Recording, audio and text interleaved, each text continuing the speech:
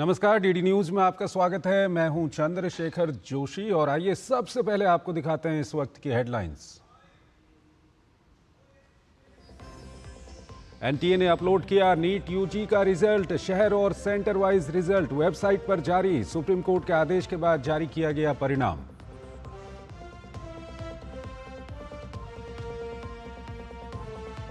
देश भर में उड़ान संचालन हुआ सुचारू। माइक्रोसॉफ्ट आउटेज पर नागर विमानन मंत्री राममोहन नायडू ने दी जानकारी। रात 3 बजे से सभी हवाई अड्डों पर एयरलाइन सिस्टम सामान्य रूप से कर रहा है काम।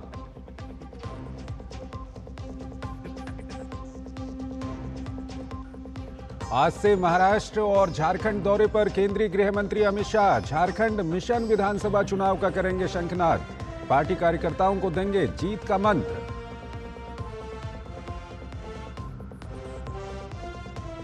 बांग्लादेश में देशव्यापी कर्फ्यू। सेना ने संभाला मोर्चा। आरक्षण के खिलाफ हिंसा में अब तक 105 की मौत। 405 भारतीय छात्र स्वदेश लौटे। विदेश राज्य मंत्री कीर्तिवर्धन सिंह ने दोहराई भारतीय छात्रों के प्रति सरकार की प्रतिबद्धता।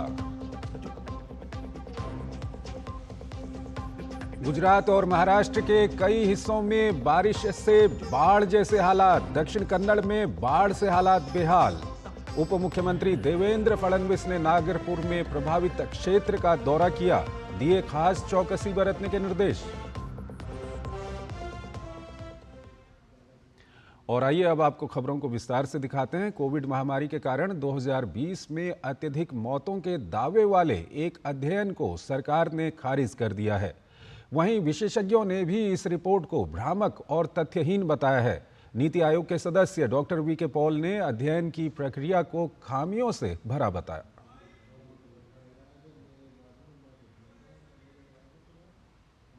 ये जो एक स्टडी पब्लिश हुई है उसमें इन्होंने 2020 में 2019 के मुकाबले जो ज़्यादा डेथ्स हुई हैं उसका एक एस्टिमेट प्रेजेंट किया है, लेकिन मेथडोलॉजिकली बहुत पोअरली डन स्टडी है।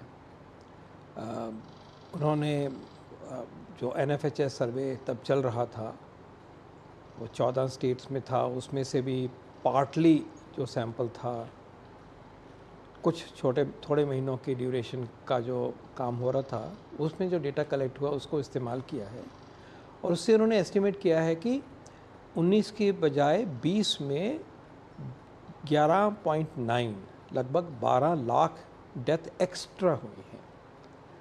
हम इस बात को बिल्कुल नहीं मानते और नकारते हैं, क्योंकि हमारे पास सिविल रजिस्ट्रेशन सिस्टम एक पुख्ता सिस्टम देश में अवेलेबल है। ये रजिस्ट्रार जनरल ऑफ इंडिया का है और बाय लॉ इसको इन्फोर्स किया जाता है और जो डेथ्स होती हैं उनको सिस्टमेटिकली इस सिस्टम में रजिस्टर किया जाता है स्टेट्स में और फिर सेंटर में इसकी कोलेशन होती है, रिपोर्ट आती है। अगर हम उस डेटा पे जाएं, CRS का डेटा कहते हैं, तो हमारे पास नंबर जो है कि 19 की बजाय 20 में एक्स्ट्रा ज़्यादा कितनी डेथ हुई, तो वो नंबर जो है इसमें वो है 4,74,000 4.574 और ये कहते हैं 12 लाख। तो इन्होंने जो एस्टिमेट किया है एक्सेस मोर्टेलिटी का वो बहुत ज़्यादा किया है। हम ये बिल्कुल नहीं मानते कि जो एक्स्ट्रा डेथ 20 में हुई हैं वो they are as much as 12 lakh या 11.9 लाख जैसे उन्होंने कहा। नो, एक्सेस डेथ्स हमारे हिसाब से CRS सिस्टम में 4.74 लाख है, उससे ज़्यादा तो हो ही नहीं सकती। और उसमें भी जो सारी डेथ हैं ये कोविड की डेथ हम नहीं मान सकते और कोविड की डेथ उसका हिस्सा होगी।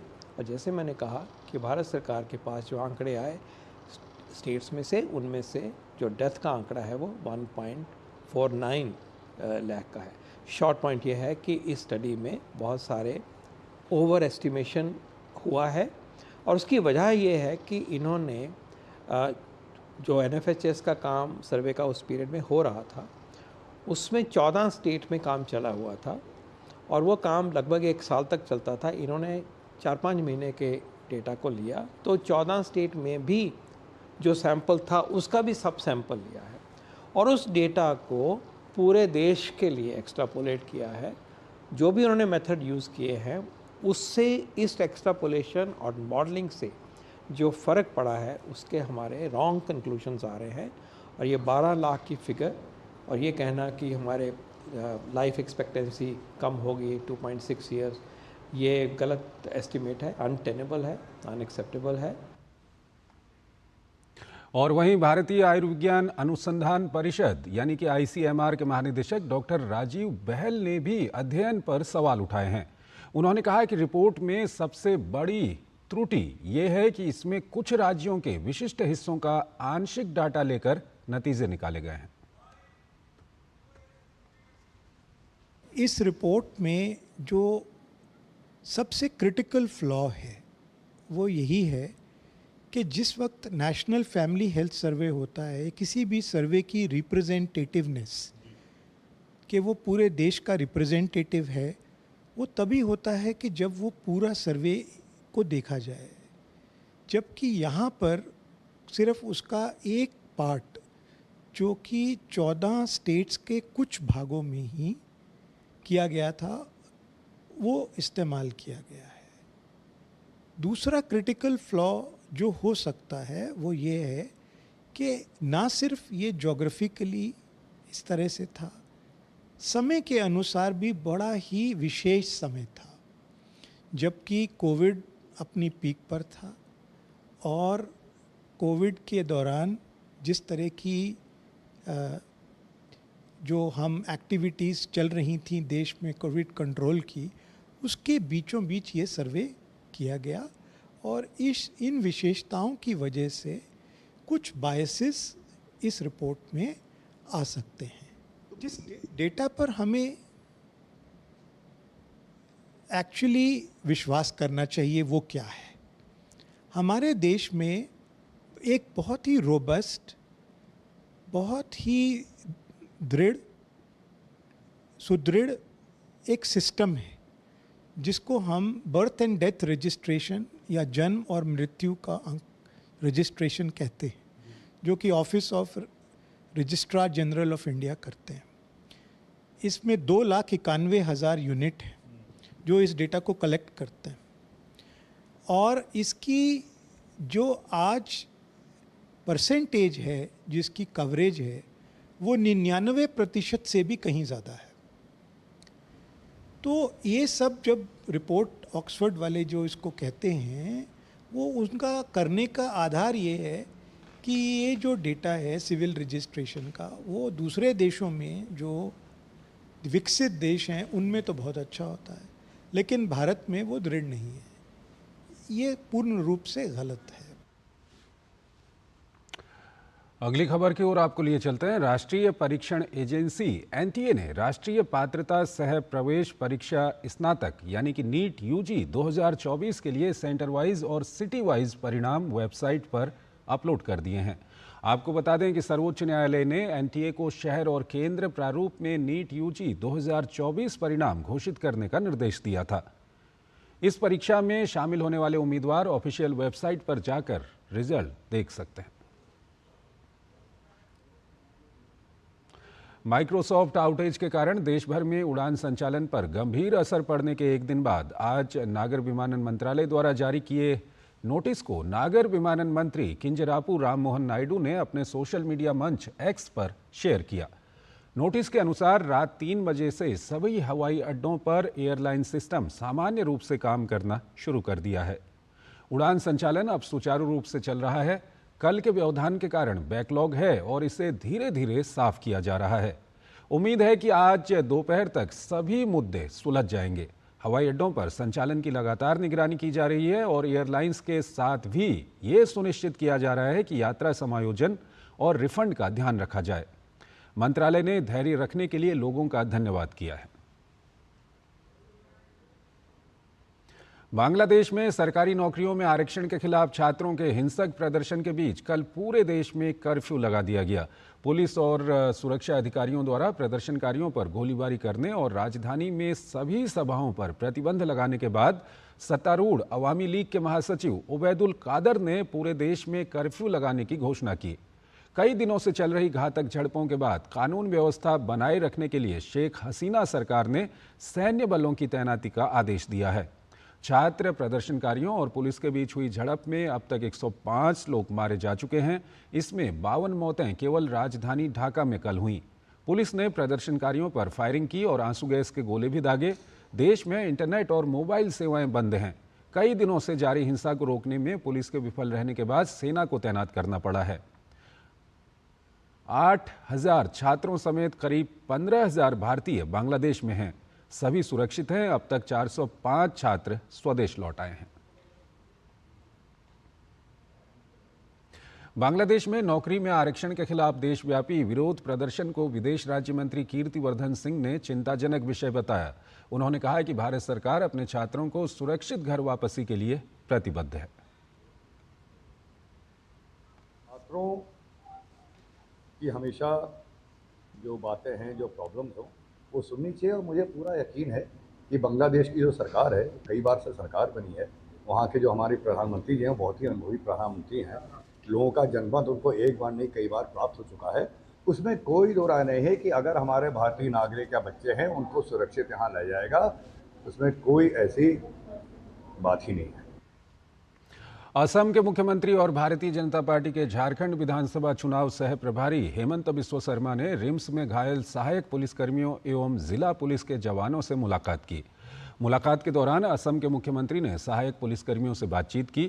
मौके पर उन्होंने कहा कि राज्य के मुख्यमंत्री हेमंत सोरेन को इस मुद्दे का हल निकालना चाहिए। उन्होंने कहा कि सरकार से उनका निवेदन है कि एक अच्छे माहौल में दोनों पक्षों की बैठक हो और वर्तमान परिस्थितियों का हल निकाला जाए। सबका साथ मिल के मुझको यही लगता है कि सरकार को डिस्कशन करके बातचीत करके ये मसला को हल करना चाहिए, नहीं तो ये मसला आगे जाके फिर बड़ा ही होगा। सहायक पुलिस लोगों ने मुझको बोला है कि लोगों को वेतन नियमित नहीं मिलते हैं, हर साल का एक्सटेंशन होता है, मेडिक्लेम नहीं दिया जाता है, कोई लोगों का देहांत हो जाता है ड्यूटी में, उनको भी मुआवजा नहीं मिलते हैं, और साथ में जो पहले वादा किया गया था वो भी निभाया नहीं जा रहा है। मेरा इतना ही निवेदन होगा कि सरकार एक अच्छा माहौल में सहायक पुलिस लोगों का साथ बैठे और परिस्थिति का हल निकाले। उत्तर प्रदेश के मुख्यमंत्री योगी आदित्यनाथ ने कुकरेला नदी के तट पर अकबर नगर में पेड़ लगाओ पेड़ बचाओ जन अभियान 2024 का शुभारंभ किया। इस अभियान के तहत उत्तर प्रदेश में 36 करोड़ 50 लाख पेड़ पौधे लगाने का लक्ष्य है। मुख्यमंत्री योगी आदित्यनाथ ने अकबर नगर में हरिशंकरी का पौधा लगाकर इस अभियान की शुरुआत की। कुकरेल नदी तट पर स्थित अकबर नगर को सौमित्र वन क्षेत्र के रूप में विकसित किया जाएगा। इसी क्रम में आज अकबर नगर में 10,000 पेड़ पौधे लगाए जाएंगे।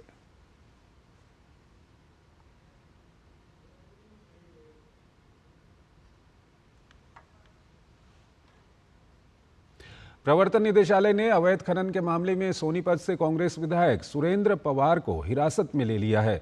सुरेंद्र पवार को ईडी ने देर रात हिरासत में लिया। सूत्रों के मुताबिक ईडी की टीम विधायक को अंबाला ले जा रही है। पिछले दिनों अवैध खनन से जुड़े मामले में सुरेंद्र पवार यमुनानगर में पूर्व विधायक दिलबाग सिंह के ठिकानों पर छापेमारी की गई थी। इसके बाद ईडी पवार के घर से कई दस्तावेज लेकर गई थी।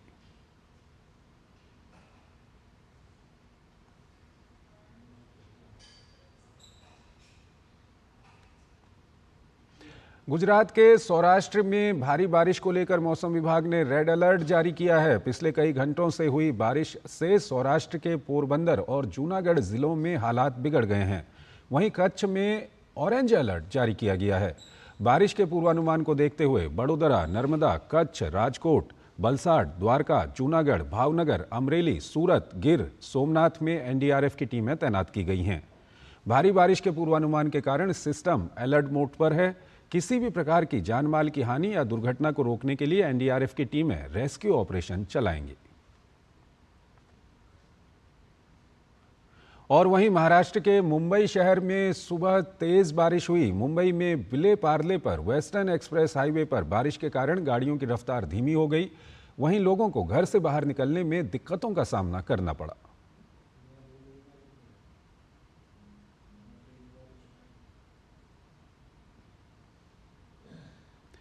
वहीं महाराष्ट्र के नागपुर में भारी बारिश के बाद रिहायशी इलाकों में बाढ़ जैसे हालात उत्पन्न हो गए हैं। बारिश का पानी निचले इलाकों में भर गया है और सड़कें जलमग्न हो गई हैं। बारिश के मद्देनजर जिला प्रशासन ने एहतियातन नागपुर में सभी स्कूलों और कॉलेजों में छुट्टी की घोषणा कर दी है। वहीं भारी जलभराव से लोगों को आने जाने में काफ़ी दिक्कतों का सामना करना पड़ रहा है। साथ ही सड़कों पर गाड़ियां काफ़ी धीमी गति से चल रही हैं। इस सब के बीच महाराष्ट्र के उप मुख्यमंत्री देवेंद्र फडणवीस ने नागपुर में हो रही बारिश पर सोशल मीडिया पर पोस्ट लिखा है। सोशल मीडिया पोस्ट पर उन्होंने लिखा, नागपुर शहर और जिले में भारी बारिश के कारण जनजीवन अस्त व्यस्त हो गया है। मैं कलेक्टर और स्थानीय प्रशासन से लगातार संपर्क में हूं और कलेक्टर स्वयं शहर का दौरा कर रहे हैं। स्कूल बंद कर दिए गए हैं और निचले इलाकों में जहां पानी घुस गया है वहां के निवासियों को सुरक्षित स्थानों पर स्थानांतरित कर दिया गया है। कुछ इलाकों में कुछ सड़कें बंद हैं। निर्देश दिया गया है कि प्रशासन सतर्क रहे ताकि नागरिकों को कोई असुविधा न हो। यहां तक कि नागपुर डिवीजन में भी गढ़चिरौली के कुछ हिस्सों का संपर्क टूट गया है। मंडलायुक्त लगातार सभी जिलाधिकारियों से संपर्क में हैं। सभी सिस्टम को अलर्ट मोड पर रखने को कहा गया है।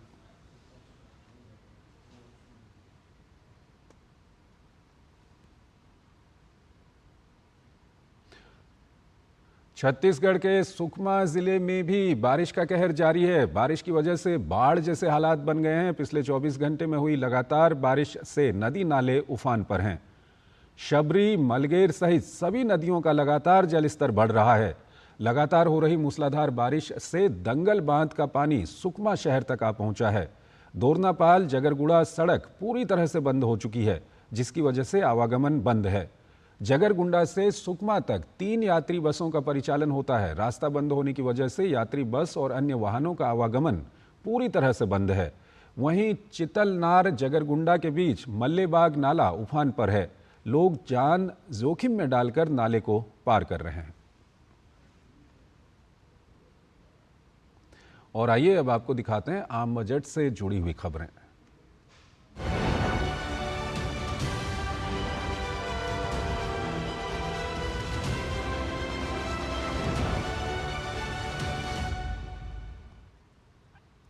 और सबसे पहले आपको बताते हैं कि आने वाले बजट से देश के लोगों को शिक्षा और स्वास्थ्य के लिए क्या क्या उम्मीदें हैं।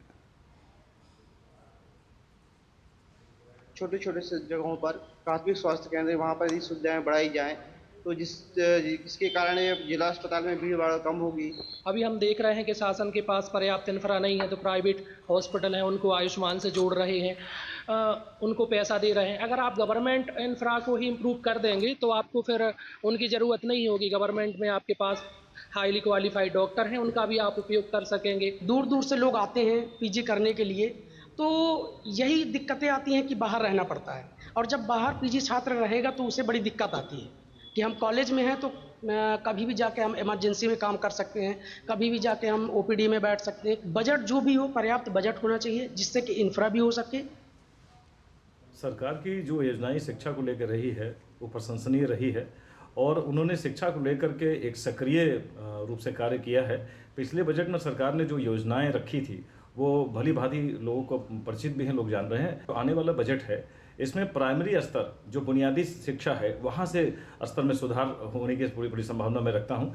प्राइमरी शिक्षा के साथ साथ जूनियर हाई स्कूल और माध्यमिक विद्यालय में जो नई तकनीक जो विकसित हो रहे हैं उनको लेकर के सरकार से बहुत ज़्यादा उम्मीदें हैं। सरकार का सबसे अच्छा कार्य था जो इन्होंने आयुष्मान भारत योजना चलाई, जिसमें 5 लाख रुपए तक के लिए इन्होंने निःशुल्क चिकित्सा की व्यवस्था करी है। मुझे लगता है कि इसका दायरा धीरे धीरे करके समाज के सभी लोगों को मिलना चाहिए। आने वाले बजट में हमें ऐसा लगता है कि हमारी आयुष्मान योजना जो है इसको और थोड़ा ब्रॉड करना चाहिए, इसमें और भी चीज़ों को लेना चाहिए। और आइए अब आपको खबर दिखाते हैं पेरिस ओलंपिक से जुड़ी हुई।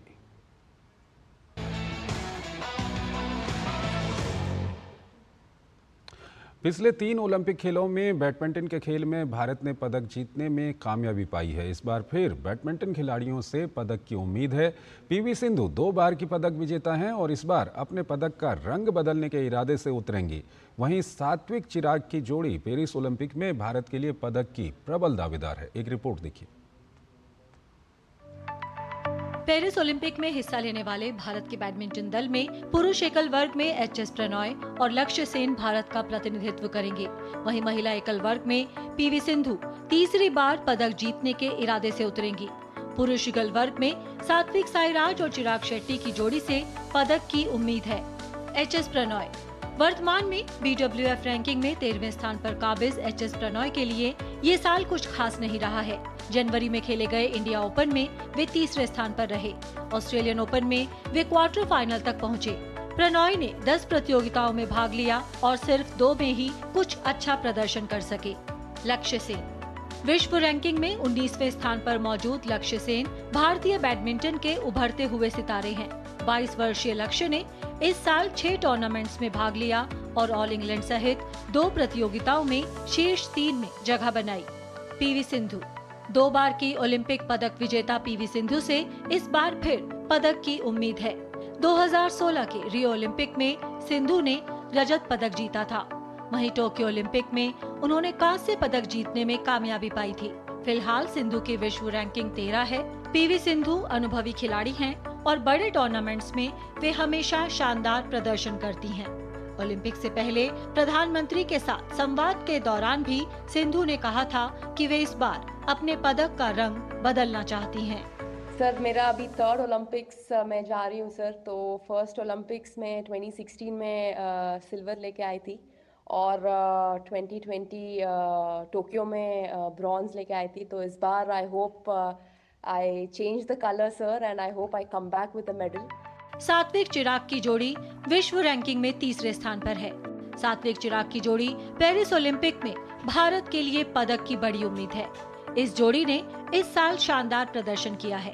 सात्विक चिराग ने 2024 में 7 टूर्नामेंट खेले हैं और 2 टूर्नामेंट जीते हैं। वे मलेशिया ओपन और इंडिया ओपन में फाइनलिस्ट थे।